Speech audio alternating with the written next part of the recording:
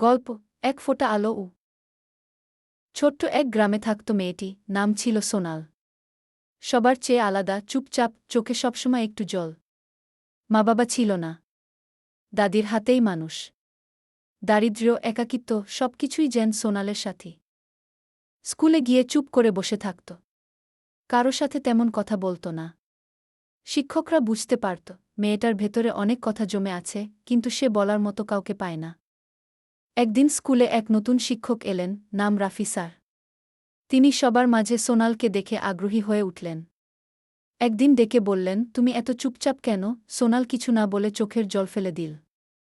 Sir তার মাথায় হাত রেখে শুধু বললেন, তুমি আলাদা বলেই সুন্দর গো। তারপর থেকে রাফি স্যার প্রতিদিন তাকে একটু সময় দিতেন। গল্প করতেন, আঁকতে শেখাতেন। ধীরে ধীরে সোনাল আবার হাসতে শিখল। সে নিজের ভেতরের আলোটা খুঁজে পেল।